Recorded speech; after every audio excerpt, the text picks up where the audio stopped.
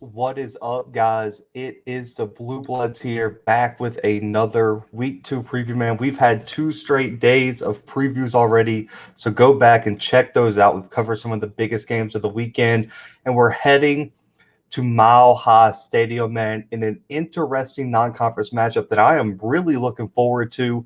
The Texas A&M Aggies headed to Colorado in what is really a road game for them, but I guess it's like a neutral site game technically since they're playing at the Broncos Stadium. As I'm recording, Texas A&M is 17-point favorites, and this game kicks off at 2:30 p.m. Central Time live on Fox. You can get on your local networks, man. This is going to be such a great matchup, and for me, I think it could really determine how the Pac-12 race plays out. Could Colorado, with a big win here, jumpstart their run to the Pac-12 championship, shocking a lot of people on the West Coast? And also, it's going to say a lot about a perceived SEC West contender in the Texas A&M Aggies. Are they going to be able to come out with a big non-conference win? And is Haynes King in his second ever start going to be able to deliver against a much, much bigger test on the road compared to what he did against Kent State? Now, that was one of the storylines for A&M, but when you look at them coming in off this matchup, they had a big win over Kent State. They look pretty impressive, man. Outside of Haynes King's turnovers, that team was legit last week, and they're coming in with a full steam of momentum. But the questions surrounding Haynes King are real. What was the 3 interceptions just nerves from the first game, or is this going to be a turnover problem moving into further weeks in this season? Now, on the other side, for storylines for the Buffs, they're coming off a solid performance, a win over Northern Colorado, but this is going to be arguably the biggest test of Brendan Lewis's career, and the Buffs are looking really and truly. This is a huge game for the Pac-12. You look at Washington. We've already done that preview. We dropped it yesterday. Washington traveling to the Big House is a huge one for the Pac-12, as the Huskies might be able to pull off the upset. UCLA already pulled off the upset against LSU. So this could be the second win for the Pac-12 if the Buffs can pull off the upset. And LSU was a double-digit favorite as well, so it's not out of the realm of possibility. There's questions in terms of Haynes King, and what he can do at the quarterback spot, but this is going to be a very tough game for the Buffs, and they're going to have to play outstanding, and Brendan Lewis is going to have to play one of the better games in his career. Now, moving to the keys for the Aggies, it's simple for me. When you have 4 new starters on the offensive line, you have a young QB making his first ever start outside of Kyle Field. Give the ball to your 2 explosive running backs and let them break this game open for a young quarterback and keep all the pressure off of him early in this game. When you look at what the Aggies have with Spiller and Devin, I believe it's a Kane, they showed out last week against Kent State, and they've shown that they can take over in big games if needed.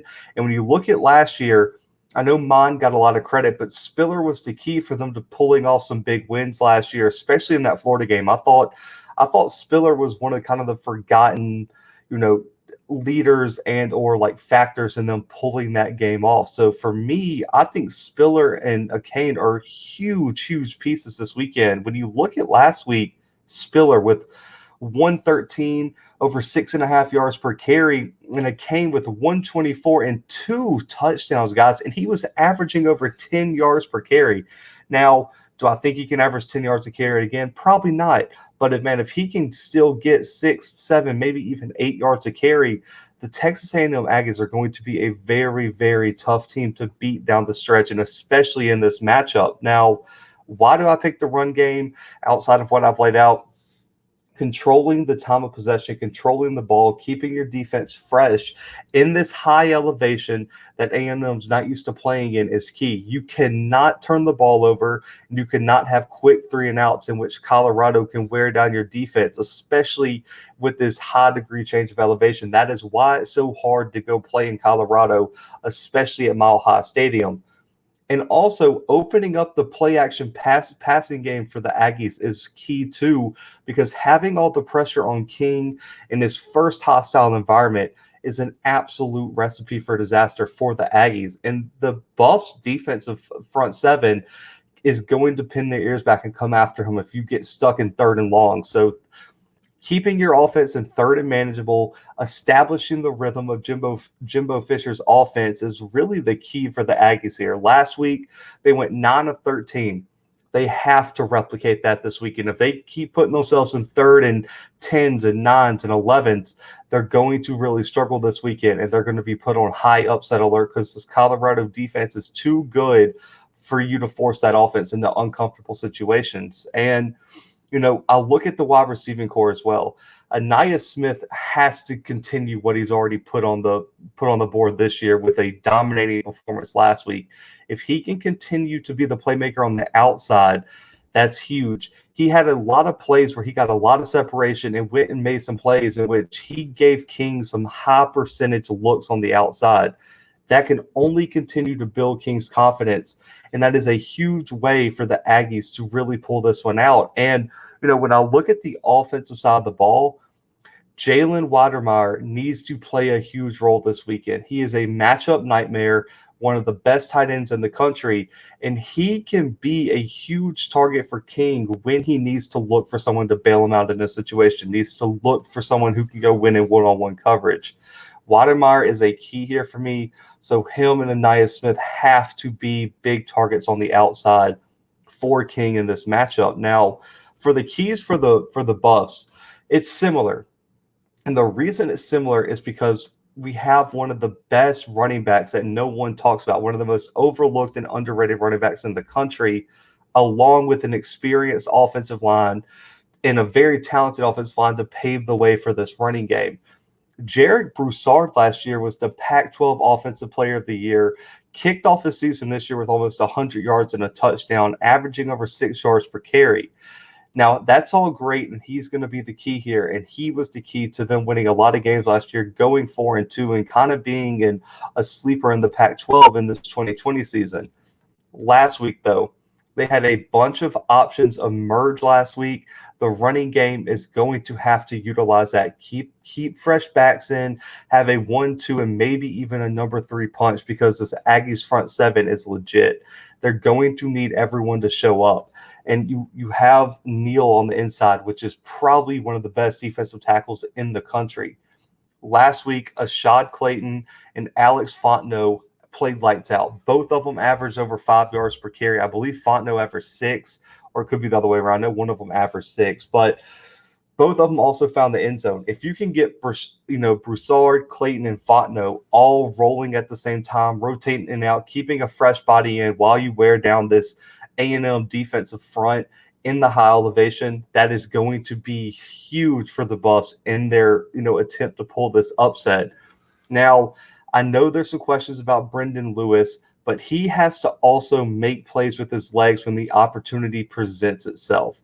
He's got to keep drives alive when things break down, because for me, that's the best way to demoralize a defense is they get pressure on you, they get you out of the pocket, and you go, run for 8 yards, pick up that crucial third down. That is so key for this Buffs offense. So he's got to be better. And last week, Lewis played pretty well. He voided the turnovers, but he's going to probably have to throw more than 15 total passes, and he's going to have to push the ball down the field. Last week, his average pass attempt was not that great. He's going to have to do better this week against a very talented A&M secondary.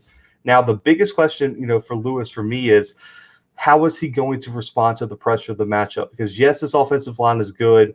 I have a tough time believing A&M's not going to, force him into some uncomfortable situations. How does he respond, and what does he do in those moments? If he responds well, makes plays with his legs, avoids turnovers, the Buffs are going to be in this game. It's going to be a competitive game. If he turns the ball over and or makes terrible decisions, this game could get out of hand for the Buffs very, very quickly. So that's what I'm looking at. And, looking at the Buffs offensive line, multiple starters with multiple seasons of experience. They've proven they can win the line of scrimmage battle, and they have to do it again against a very, very talented front seven of A&M. So that's going to be a key to watch that. But That's not going to be my matchup to watch, because for me, the much more important matchup, due to his youth and due to some questions coming out of last week, is the Texas A&M offensive line against the Colorado defensive line. This is such an underrated Colorado D line, and I think it's the X factor because they have to put this game on Haynes King to win. They're the underdogs. They got to do something to even the playing field, and shutting down Spiller and getting pressure on King is the entire key for this Colorado defense to pull off a win here. And it's of the utmost importance for this to happen.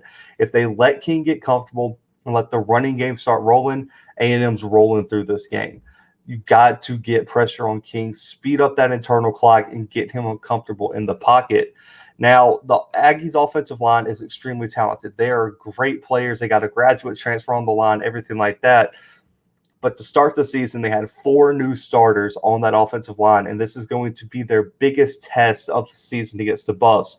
Kenyon Green, super talented, probably a potential first or second round pick on that at the offensive tackle spot, is the only returning starter from the 2020 season. But the entire O-line played well against Kent State, which is promising. They got some chemistry up. They know what they have to do. Can they replicate that against the Buffs, defensive line? Luke Matthews, Layden Robinson, and those guys have to play, they're one of their best games of the season. They got to come ready. They got to come in shape. They just have to execute. If you let this Colorado D-line get to Haynes King, that offense to me is going to be in a very, very tough position. You're going to put a lot of pressure on your defense to stop a very talented Colorado offense. Now, the Buffs D-line, it's experience. It's overlooked, like I said. Terrence Lang and Jaden Simon are 2 names I want y'all to look out for. Both have the potential to be legit playmakers and game records on that defensive front. But last week, one of the keys as I was, kind of doing research is, Colorado is establishing a bit of a rotation. They had a lot of guys get snaps last week. And, they've made it a point to get a bigger and deeper rotation of defensive linemen because they see that you have to have fresh defensive linemen. That's how Alabama, Clemson, all these top teams are successful. And I think Colorado understands that. Carl Durrell understands that as well. They rotate a lot.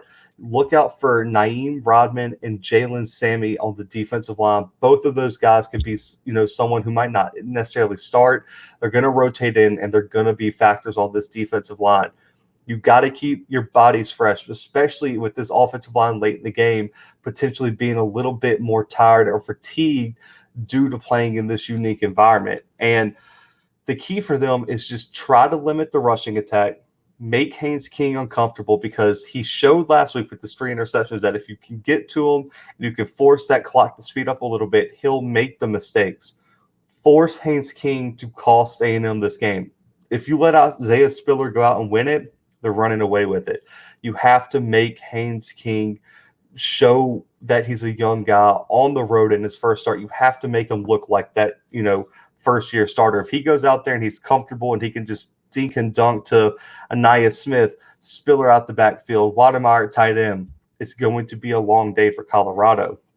Now, for my official prediction, 17 points is a lot, especially when you consider the travel. It's week 2. A young quarterback looked uncomfortable at times last week. Everything's there for potential upset. But for me, I just think this Texas A&M team is too deep right now. Jimbo Fisher has showed he can win the big games when needed.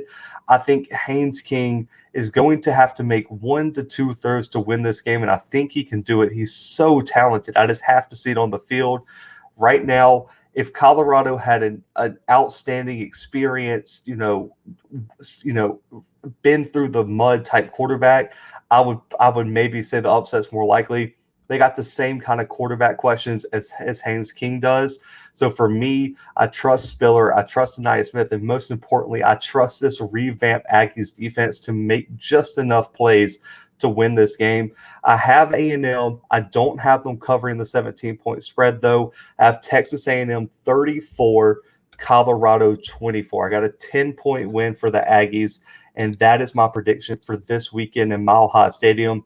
Make sure to tune in at 2:30 p.m. Central Time on Fox to catch this game. It's going to be one of the most exciting games of the weekend, in my opinion.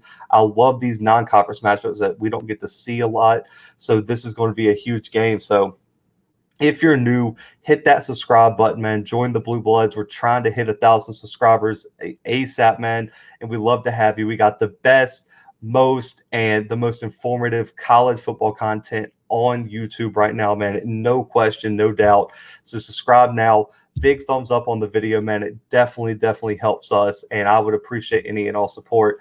But guys, we'll be back later today with some more previews. But for right now, the Blue Bloods are out.